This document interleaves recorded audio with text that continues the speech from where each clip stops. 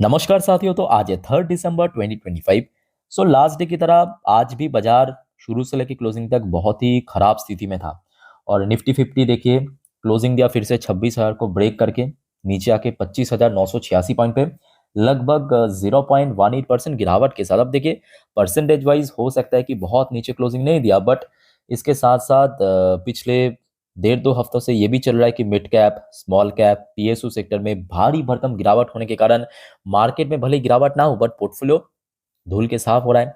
सो दोस्तों अल्टीमेटली कल क्या होगा 4 दिसंबर के दिन जानेंगे इस वीडियो में। साथ में शेयर मार्केट से रिलेटेड बहुत सारे इंपॉर्टेंट लेटेस्ट अपडेट शेयर करूंगा आपके साथ।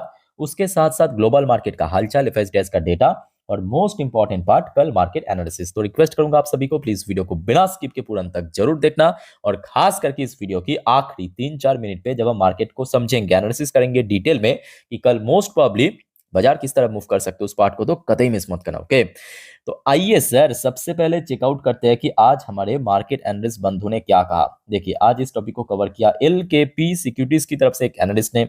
अब क्योंकि back to back 4 trading days शुक्रवार से शुरू हुआ, सोमवार, मंगलवार और आज बुधवार मार्केट की कंडीशन डिक्लाइन मोड पे।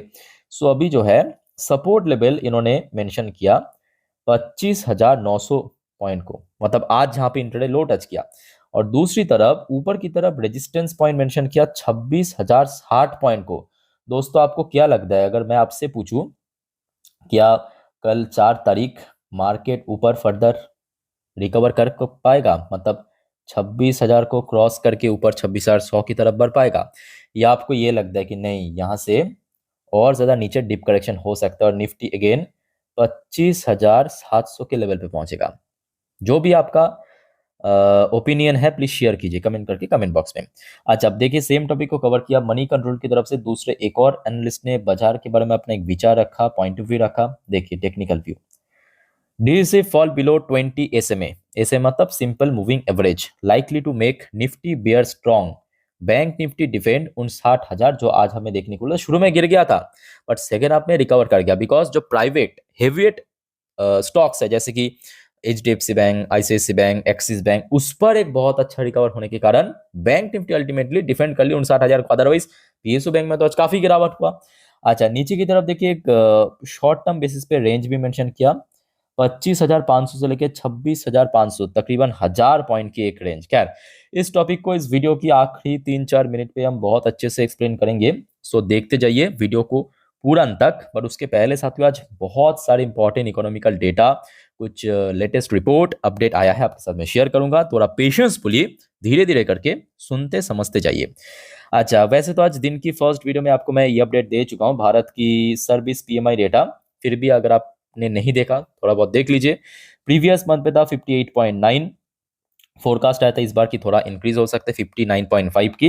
एक्चुअल डेटा निराश नहीं किया इस बार, जो कि मैन्युफैक्चरिंग पीएमआई थोड़ा वीक था बट सर्विस पीएमआई काफी बढ़िया रहा 59.8। भाई तो दोस्तों ये डेटा आते ही मैं आपको इंस्टाग्राम में दे चुका हूँ, याद रखना आप में से कोई अगर इंस्टाग्राम में हो मुझे फॉलो कर सकते हो। मेरे इंस्टाग्राम हैंडल की लिंक आपको इस वीडियो की ठीक नीचे डिस्क्रिप्शन बॉक्स में मिल जाएगा, बिकॉज वहाँ पे टाइम टू टाइम जानकारी आपको मैं देते रहता हूँ। जियो पॉलिटिकल अपडेट हो सकता है या इकोनॉमिकल डेटा हो सकता है। अच्छा back to the topic.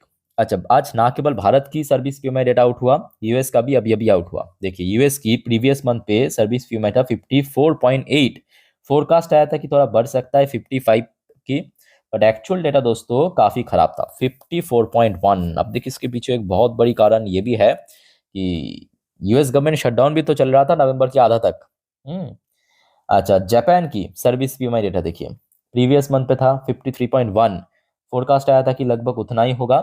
Actual data थोड़ा सा माइनरली इंक्रीज हुआ 53.2। अच्छा चाइना प्रीवियस मंथ पे था सर्विस पीएमआई 52.6, इस बार फोरकास्ट आया था कि थोड़ा कम हो सकता है और ऐसा हुआ भी, फोरकास्ट के अकॉर्डिंग हमें देखने को मिला 52.1। तो ये दोस्तों कुछ भारत की आसपास की देश एंड कुछ बड़े इकोनॉमी की सर्विस पेमेंट डेटा जो आज आउट हुआ। अच्छा उसके बाद आ जाइए कोटक एएमसी की नीलेश शाह, इन्होंने कहा Indian economy doing well but we need to invest R and D मतलब रिसर्च एंड डेवलपमेंट। तो इनके हिसाब से देखिए भारत की इकोनॉमी फैक्ट तो है कि सही चल रहा है, मतलब इन्फ्लेशन मल्टीपल ईयर्स डाउन हो चुका है, जीडीपी ग्रोथ रेट इतना बढ़िया मूव कर रहा है। और अभी यहाँ पे रिसर्च एंड डेवलपमेंट पे आई थिंक ये आज की बात नहीं है, काफ़ी पहले से निवेश करना चाहिए था रिसर्च एंड डेवलपमेंट, बट जो कि इस बार बजट में हमने देखा अलग से सरकार ने रिसर्च एंड डेवलपमेंट के ऊपर काफ़ी अच्छा लोकेशन इंक्रीज किया। ठीक है। अच्छा, उसके बाद देखिए आरबीआई की तरफ से, RBI likely to raise forecast for growth, lower it for inflation this MPC. तो आज से तो एमपीसी मीटिंग शुरू हो चुका है, आपको पता होगा 3 तारीख से, कल छोड़ के परसों मतलब 5 दिसंबर के दिन एमपीसी मीटिंग के आउटकम निकलेगा। अब देखिए एमपीसी मीटिंग की आउटकम में सिर्फ और सिर्फ रेपो रेट कट होगा या अनचेंज रखा जाएगा वो तो इम्पोर्टेंट है, उसके साथ साथ ये भी इम्पोर्टेंट पॉइंट है कि इस बार जो भारत की अगले कुछ क्वार्टर के लिए, जैसे कि Q3, Q4 फाइनेंशियल 26 की जो एंटायर जीडीपी या अगले कुछ क्वार्टर की इन्फ्लेशन, क्या उसमें भी चेंजेस करेगा, ये भी देखने की विषय रहेगा। बिकॉज Q1 एंड Q2 की जो भारत की जीडीपी ग्रोथ रेट ट्रिमेंडसली बढ़िया था, और देखना होगा कि Q3 एंड Q4 की जो फोरकास्ट है कैसा करते हैं। ठीक है, तो आते ही मैं आपको इन्फॉर्म कर दूंगा, 5 तारीख याद रखना सुबह। ओके। अच्छा, उसके साथ साथ एक एजेंसी है OECD, retain India's financial 26 growth outlook 6.7% को ही रिटेन किया है, इसमें कोई भी बदलाव नहीं किया। आशा रखता हूँ कि चेंज हो जाएगा, बिकॉज अगर Q3 बढ़िया निकल गया, जिसका चांस तो बहुत लग रहा है, क्योंकि नॉर्मली अगर हम बात करें Q2 से Q3 काफ़ी अच्छा ही होता है नॉर्मली, बिकॉज Q3 मतलब फेस्टिवल वेडिंग सेशन, इस बार जीएसटी रिफॉर्म इंप्लीमेंट होना एक बहुत बड़ी एक्स फैक्टर बन गया। ठीक है, तो वो तो अभी बहुत देर है, फरवरी पे आउट होगा, सो लेट्स सी क्या होता है। अच्छा, साथ ही साथ देखिए एक और बड़ी अपडेट है कि India seafood export rise, Donald Trump की 50% की टैरिफ इंपोज होने के बावजूद भी भारत की जो सी फूड एक्सपोर्ट है वो इस बार बढ़ा है, lead by EU, European Union, China, Vietnam, इन सब जोन पे एक्सपोर्ट इंक्रीज हुआ, बहुत सही है। और चाइना पे बढ़ने का बहुत बड़ा कारण भी है, बिकॉज रिसेंटली क्या हुआ, चाइना और जापान के बीच थोड़ा बहुत गर्मा गर्मी चला था ताइवान को लेके, फायदा कौन उठा लिया, भारत उठा लिया। ठीक है। अच्छा, उसके बाद आ जाइए भारत की यूनियन मिनिस्टर पीयूष गोयल साहब की तरफ से, Piyush Goyal ask industry to lower dependence on single geography amid trade weaponization. इसका मतलब यह है कि देखिए पीयूष गोयल साहब ने जो इंडस्ट्री मतलब जो कंपनीज को कहा कि पर्टिकुलर एक जोन से या एक जोन को टारगेट मत कीजिए, आप अपना जो एक्सपोर्ट है ट्रेड है उसको और ज्यादा डाइवर्सिफिकेशन कीजिए। अदरवाइज परिणाम तो ऑलरेडी हमें देखने को मिला, भारत कहीं ना कहीं यूएस के ऊपर एक डिपेंडेंट था, जिस वजह से 50% की टैरिफ इम्पोज होना भारत और यूएस के बीच जो एक्सपोर्ट उसको काफ़ी हद तक हर्ट किया है। ठीक है, आशा रखता हूँ कि जल्दी ठीक हो जाएगा, सही हो जाएगा, और शॉर्ट टर्म में तो इम्पैक्ट पड़ेगा ही।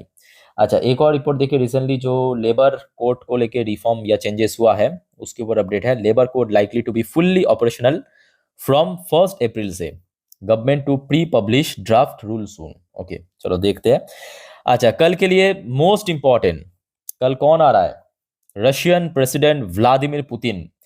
व्लादिमीर पुतिन तकरीबन 4 से 5 साल बाद भारत में आने जा रहा है, और देखिए जो वहां पे एग्रीमेंट होगा, जो भी होगा जानकारी आपको मैं दे दूंगा पाई टू पाई। ठीक है, बट साथ ही साथ ये आज रात की खबर सुनने को मिला, भारत की रक्षा मंत्री राजनाथ सिंह जी और रशिया की रक्षा मंत्री, इन दोनों के बीच एक सेपरेटली मीटिंग की भी ऑर्गेनाइज किया है। और ये मीटिंग दोस्तों बहुत इंपॉर्टेंट रहेगा, और कल याद रखना डिफेंस सेक्टर की कंपनी की शेयर, खास करके सरकारी कंपनी की शेयर एचएल, बेल, बीडीएल, सबको अपने वॉच लिस्ट में अभी से ही ऐड करके रखना शुरू कर दीजिए। ओके, सो कल देखिए क्या होता है रशिया और इंडिया के बीच, जो भी अपडेट आएगा मैं आपको तुरंत दे दूंगा। ठीक है, आइए अब बात करेंगे थोड़ा सा ग्लोबल मार्केट किस तरफ।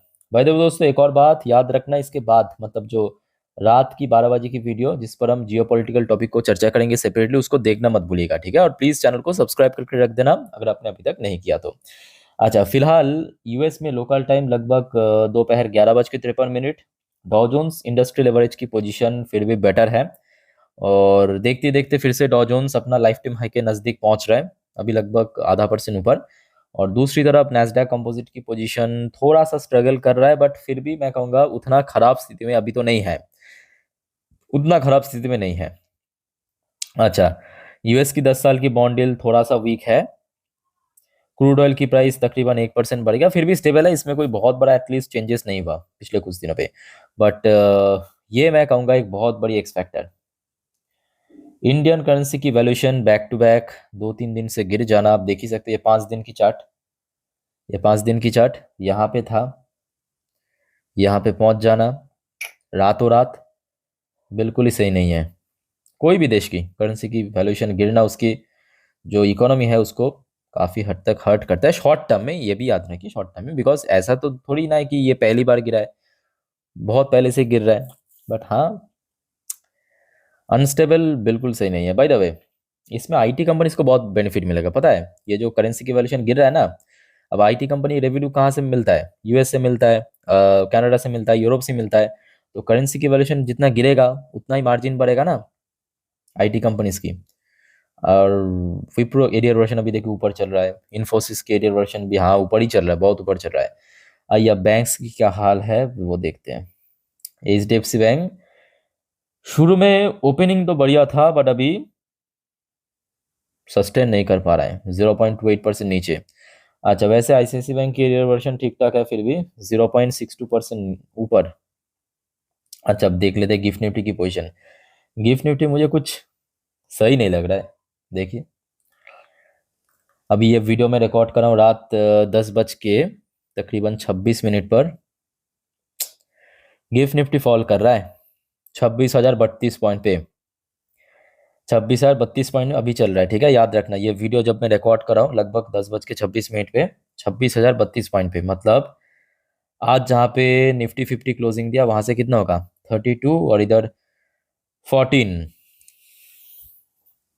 लगभग 46 पॉइंट, 46-50 पॉइंट ऊपर। मतलब अगर हम प्रीमियम के साथ एडजस्ट करें तो बिल्कुल अच्छी पोजीशन पे तो नहीं है एटलीस्ट। ठीक है, अब फिलहाल देखिए ये अभी की अपडेट है, हो सकता है कि कल सुबह तक कुछ और माहौल, बढ़िया माहौल भी हो सकता है। ठीक है, सो मार्केट में देखिए मैं बार बार कहता हूँ कि कोई कोई भी चीज़ यहाँ पे परमानेंट तो नहीं है। अभी अच्छा चल रहा है तो कल खराब भी हो सकता है, अभी खराब चल रहा है तो कल अच्छा भी हो सकता है। काफ़ी बार हुआ है, बहुत बार हुआ है। ठीक है, सो ज़्यादा मैं कहूँगा टेंशन करने की ज़रूरत नहीं है। लॉन्ग टर्म बेसिस पे निवेश करते जाइए, डिसिप्लिन रहिए। मैं बार बार कहता हूँ डिसिप्लिन रहिए, पेशेंस रखिए। अगर आपने कोई भी XYZ ABCD शेयर में निवेश किया, कुछ ना कुछ देख सुन के तो किया ना, अच्छा बुरा, तो वहाँ पे थोड़ा टाइम दीजिए, पेशेंस रखिए। ओके, अच्छा अब चलिए देख लेते हैं। वैसे आज एफएस की द्वारा सेलिंग का एक्सपेक्टेशन था, वैसा ही हुआ, 3,206 करोड़ बेच के निकल गया। बट डीआईएस ने लगातार सपोर्ट करा है, बट यहाँ पे डीआईएस की सपोर्ट से ज़्यादा इंपॉर्टेंट है एफएस की बाइंग, जो कि नहीं मिल रहा है। एफएस ने आज 3,206 करोड़ बेचा, डीएस ने खरीदा 4,730 करोड़। बाकी देखा जाए मिडिल ईस्ट की तरफ से कोई एज सच न्यू अपडेट नहीं है, और टीए 35 इसराइल की टॉप इंडेक्स आज थोड़ा बहुत नीचे आकर वीक क्लोजिंग दिया। ठीक है, सो दोस्तों मार्केट से रिलेटेड जितना भी वाइटल अपडेट था आपके साथ मैं शेयर किया। अब चलिए मार्केट एनालिसिस वाला पार्ट के ऊपर लेके चलता हूँ। ओपन कर लिया निफ्टी 50 की लास्ट 3 महीने की कैंडलस्टिक चार्ट पैटर्न। अब जो बात आपको मैं बताने जा रहा हूँ, ध्यान से मेरी बात को सुनना, समझना, हर एक पॉइंट को, हर एक नंबर को। बट उसके पहले साथियों आप सभी को रिक्वेस्ट करूंगा, अगर आपको वीडियो अभी तक अच्छा लगा, इन्फॉर्मेटिव लगा, प्लीज वीडियो को लाइक करना, और प्लीज दोस्तों चैनल को सब्सक्राइब करके जरूर रखना। ऐसे इन्फॉर्मेटिव वीडियो हर रोज हर वक्त पाने के लिए एकदम फ्री ऑफ कॉस्ट है, टाइम टू टाइम आपको मैं जानकारी दे दूंगा। ओके, अच्छा कल सुबह सुबह एक काम करना, इंडियन मार्केट ओपन होने से पहले डॉ जोन्स एंड नैस्डैक की फ्यूचर को रफली देख लेना बस एक बार। ठीक है, अच्छा कल के लिए कुछ इंपॉर्टेंट सेक्टर नोट कीजिए। सेकेंड पॉइंट, कल के लिए और कुछ नहीं, बैंक निफ्टी इंपॉर्टेंट है, और आईटी सेक्टर इंपॉर्टेंट है, ऑयल सेक्टर को भी नजर रखना, और मेटल इंपॉर्टेंट है। ठीक है, अच्छा अब आ जाइए, ये हो गया आपका एक दिन की चार्ट पैटर्न। एक दिन की चार्ट पैटर्न मतलब यहाँ पे हर एक कैंडल एक एक दिन को रिप्रेजेंट करा है। अब याद कीजिए कल आपको मैं कुछ इंडिकेटर्स दिखाया था, याद आ रहा है कुछ? ये देखिए, ये ब्लू कलर के लाइन आपको दिख रहा है, ये हो गया आपका 20 डेज की ईएमए, मतलब exponential moving average. Red colour की लाइन दिख रहा है 50 दिन की ईएमए। तो रफली आपको एक एस्टिमेट मिल जाता है कि कहाँ तक अगर गिरावट हुआ या ऊपर रिकवर हुआ तो कहाँ तक गिर सकता है, कहाँ रेजिस्टेंस मिल सकता है। ठीक है, सो यहाँ पे तो आप देख सकते हो आज नीचे बॉटम टच किया यहाँ पे, बट क्लोजिंग कहाँ पे दिया ये जो ब्लू कलर की लाइन उसके जस्ट ऊपर आके। अच्छा, ब्लू कलर की लाइन की जो नंबर है थोड़ा हाइड हो चुका है, बट मैं आपको थोड़ा नोट यहाँ पे लिख के देता हूँ, आप नोट कर लीजिए।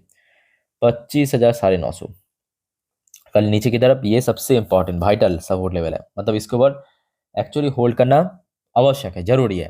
ओके, अब मान लीजिए कि थोड़ा और वीकनेस हो गया तो कहाँ तक जा सकता है। अच्छा, रिसेंटली हमने देखा था ये 4 घंटे की चार्ट पैटर्न है, देखना 4 घंटे की चार्ट पैटर्न, ठीक है। सो 4 घंटे की चार्ट पैटर्न पे हमने पिछले हफ्ते देखा था, याद कीजिए बुधवार के दिन, ये जो लंबू सा कैंडल बिल्ड किया था ना, एक ही दिन पे इतना जबरदस्त रिकवरी हुआ था, याद है, लास्ट वीक पे बुधवार के दिन। तब यहाँ पे जहाँ पे बॉटम टच किया था वहां पे एक अच्छा सपोर्ट है, तो मतलब एक सपोर्ट मिला आपका 26,950, नोट किया ना आप लोग, और दूसरा सपोर्ट पॉइंट मिला 26,800, ठीक है। ये हो गया सपोर्ट की स्टोरी। अब बात करेंगे रेजिस्टेंस। देखिए रेजिस्टेंस एक तो 26,000 साफ दिख रहा है, बिकॉज आज सेकंड हाफ देखिए 26,000 पे ही हर्डल फेस किया। ये दो कैंडल, ये है आपका फर्स्ट हाफ की, ये आपका सेकंड हाफ की, ठीक है। तो फर्स्ट हाफ में तो चलो ठीक है, ऊपर ओपन हुआ था, बट सेकंड हाफ में कहाँ पे हर्डल फेस किया, 26,000 पे। तो इमीडिएटली जो क्रूशियल लेवल वो 26,000 ही है। अब 26,000 अगर क्रॉस करके निकल गए ऊपर तो कहाँ पे रेजिस्टेंस मिलेगा, ये है 4 घंटे की चार्ट पैटर्न पे ब्लू कलर की लाइन 26,100 पॉइंट पे। So clear. ओके, आगे बढ़ते हैं बैंक निफ्टी। देखिए बैंक निफ्टी की रोल भी कल बहुत वाइटल है, बिकॉज बैंक निफ्टी आज हो सकता है कि फर्स्ट हाफ में, मतलब एकदम शुरू शुरू में काफी गिर गया था, बट आखिरी जो 1-1.5 घंटा ना, वो बैंक निफ्टी एक्स फैक्टर बन गया, तुरंत रिकवर कर गया, और बैंक निफ्टी 59,000 की लेवल को स्ट्रांगली डिफेंड कर लिया। बट इस बात को भी आप इग्नोर नहीं कर सकते कि आज बॉटम टच किया 59,000 के नीचे, और उसके ठीक नीचे आपको बैंक निफ्टी की 20 डेज की EMA दिख जाएगा 58,800 पॉइंट। तो बैंक निफ्टी के लिए कल याद रखना 59,000 की लेवल सबसे वाइटल है, 59,000 के ऊपर होल्ड करना, इसमें टिकना, स्टे करना। और ऊपर की तरफ मैं कहूँगा सिंपल, आज जहाँ पे इंटरडे हाई टच किया 59,500, लगभग उसी लेवल के आसपास एक स्ट्रॉन्ग रेजिस्टेंस है, ठीक है। सो मैं आपको निफ्टी बैंक निफ्टी डिटेल में अच्छे से एक्सप्लेन कर दिया, समझा दिया। और कोई आपका डाउट्स या कंफ्यूजन है कमेंट करके बताइए। अब जो हमेशा मैं आपको कहता हूँ याद रखना, बाजार बहुत ज़्यादा रिस्की है, बहुत वॉलेटाइल है, तो गलती मत करना, गलती से भी इन्फिनो trading, intraday, put call, buy sell hold, इन सब चक्कर में बिल्कुल मत पड़ना, खास करके इस बारे में आप बिल्कुल भी कोई जानकारी, नॉलेज या एक्सपीरियंस नहीं रखते हो तो नॉर्मली वीडियो देखिए, सीखिए, जानिए। कोई दिक्कत है तो मैं हूँ आप लोग के लिए, कमेंट करके बताइए। और दोस्तों प्लीज़ चैनल को सब्सक्राइब करना मत भूलना, ऐसे इन्फॉर्मेटिव वीडियो हर रोज हर वक्त पाने के लिए। तो फिलहाल मिलता है नेक्स्ट वीडियो में, टेक केयर, बाय बाय, जय हिंद।